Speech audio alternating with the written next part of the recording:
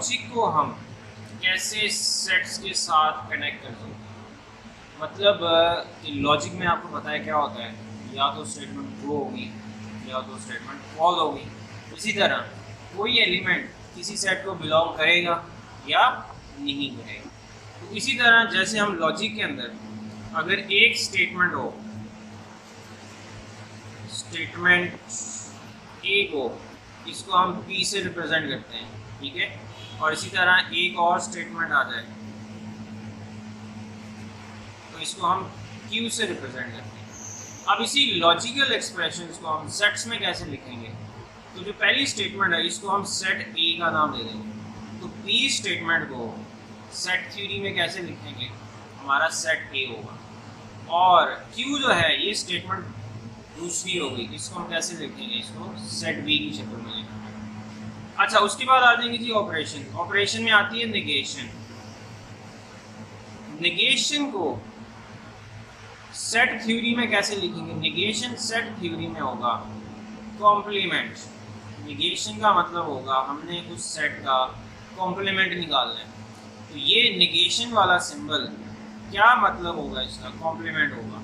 उसके बाद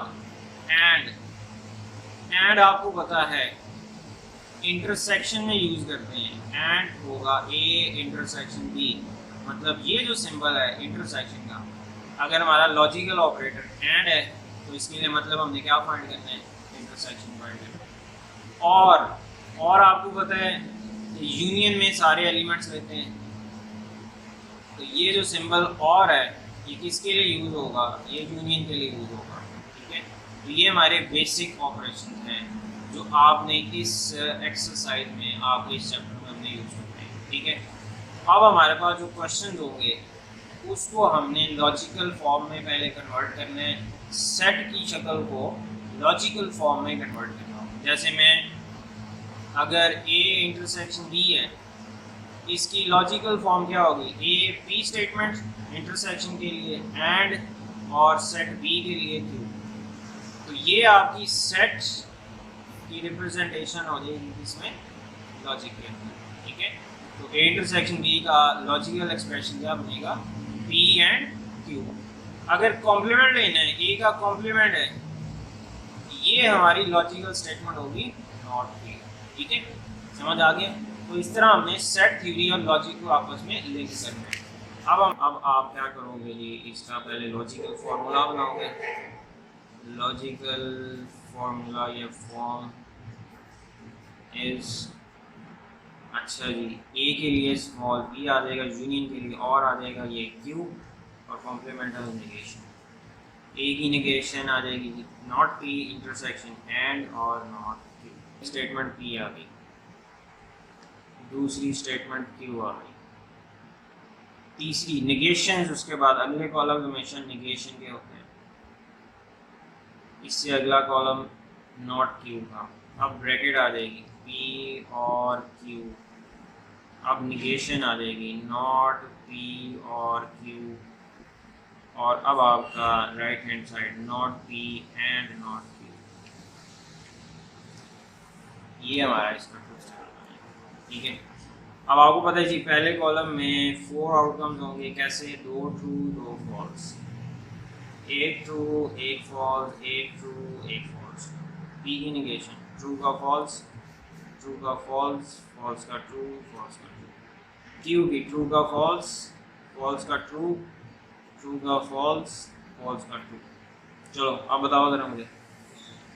और लेने हैं, और में क्या होता है, एक भी ट्रू हो जाए तो एक ट्रू आ गया, एक ट्रू आ गया, एक ट्रू आ गया, दोनों फॉल्स फिर फॉल्स। इसकी निगेशन, अब ट्रू का फॉल्स, ट्रू का फॉल्स, ट्रू का फॉल्स, फॉल्स का ट्रू। अब इन दोनों का एंड में दोनों ट्रू हो तो आंसर ट्रू होता है। एक फॉल्स आ गया जी, फॉल्स आ गया, एक फॉल्स हो गया तो फॉल्स हो गया, एक फॉल्स हो गया तो फॉल्स हो गया, दोनों ट्रू हैं तो ट्रू। तो ये लेफ्ट हैंड साइड इक्वल आ गया राइट हैंड साइड के। ये आपका क्वेश्चन नंबर 2 हो गया, ठीक है। और यहाँ से आपका ये डेमोक्रेसी का सेकंड लॉ वेरीफाई हो गया, यूनियन वाला है। ये है जी, और ये शॉर्ट में आ जाता होता है, बाद दफ़ा ये लॉन्ग में भी आया होगा। ठीक है, ये बेटा आपका क्वेश्चन नंबर आ गया 3। इसकी सबसे पहले हमने लॉजिकल फॉर्म लिखी है, लॉजिकल फॉर्मूला इज। अच्छा, जब आपको पता है 3 स्टेटमेंट्स हैं, एक हो गई पी एंड के लिए, सॉरी इंटरसेक्शन के लिए एंड, तो तीसरी स्टेटमेंट सी सेट है उसके लिए आर यूज करेंगे। ठीक है, तो इसमें 3 सेट्स आ रहे हैं, तो एक पहला सेट होगा पी एंड दूसरा सेट होगा क्यू और तीसरा सेट होगा आर। ठीक है, तो अब हमने इसके ट्रूथ टेबल की इवैल्यूएशन करनी है। अब हमने इसका ट्रूथ टेबल बनाते हैं। ठीक है जी, तो पहली स्टेटमेंट पी हो गई, दूसरी स्टेटमेंट क्यू हो गई, तीसरी स्टेटमेंट आर हो गई। ठीक है, अब हमने की ब्रैकेट, पहली ब्रैकेट है पी इंटरसेक्शन की, मतलब पी एंड क्यू, ये ब्रैकेट है जी क्यू एंड आर। ठीक है, अब ये लेफ्ट हैंड साइड आ जाएगा जी P and Q and R. ठीक है, और P and Q and R, ये हमारा ट्रूथ टेबल। ठीक है, अब ये इतना बड़ा इस वजह से बना है। अब 2 स्टेटमेंट्स होती हैं तो आउटकम्स होते हैं 4, 2 की पावर 2। कितनी स्टेटमेंट्स हैं? 3 स्टेटमेंट्स हैं तो 8, तो 3 स्टेटमेंट्स हों तो कितने आउटकम्स हो जाएंगे जी? 8 आउटकम्स हो जाएंगे। अब इसको फिल कैसे करना है? पहले कॉलम में 8 लिखने हैं आउटकम्स। 8 का हाफ कितना होता है? 4, तो आपने 4 चलेगी, कैसे फिल करना है? 4 ट्रू 4 फॉल्स। ठीक हो गया। अब 4 का हाफ 2, अगले कॉलम में 2 ट्रू 2 फॉल्स। ठीक है, अब 2 का half 1 1 true 1 false, 1 true 1 false. इस तरह आपने 3 स्टेटमेंट्स का लॉजिकल टेबल बनाया, ट्रूथ टेबल बनाया। अब आपने एंड निकालना है, पी एंड क्यू। एंड में दोनों ट्रू होंगे तो ट्रू, देखते जाओ, दोनों ट्रू हैं, दोनों ट्रू हैं। एक फॉल्स आ गया जी, फॉल्स, एक फॉल्स आ गया जी, फॉल्स, एक फॉल्स आ गया जी, फॉल्स, एक फॉल्स आ गया जी, फॉल्स, एक फॉल्स आ गया। तो ये आपके पास पी एंड क्यू आ गया। अब Q एंड R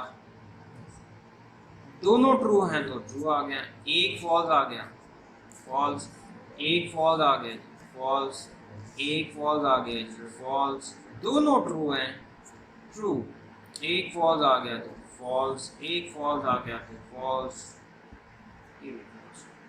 ठीक हो गया। अब P एंड Q का एंड लेना बेटा R के साथ, दोनों ट्रू ट्रू, एक फॉल्स आ गया, फॉल्स, एक फॉल्स आ गया, फॉल्स, एक फॉल्स आ गया, फॉल्स, एक फॉल्स आ गया, फॉल्स, एक फॉल्स आ गया, फॉल्स, एक फॉल्स आ गया, एक फॉल्स आ गया। ठीक हो गया जी। अब लास्ट वन क्या है इसका? P के साथ। ठीक है, अब मैं टिक करता जाता हूँ, दोनों ट्रू हैं तो ट्रू, एक फॉल्स आ गया जी, एक फॉल्स आ गया, एक फॉल्स आ गया, एक फॉल्स आ गया,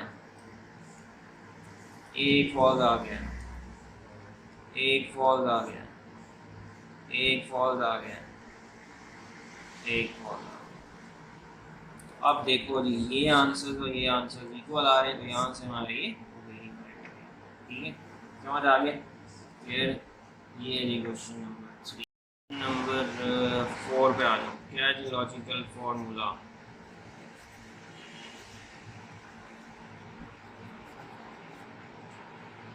ए के लिए पी, यूनियन के लिए और, बी के लिए क्यू, इंटरसेक्शन के लिए। अच्छा जी, अब ये आपका यहाँ से रब्ता मुंतका हुआ था। P and Q P और एंड P और R, ठीक है, ये हमारे कॉलम्स बन गए सारे के सारे, ठीक है।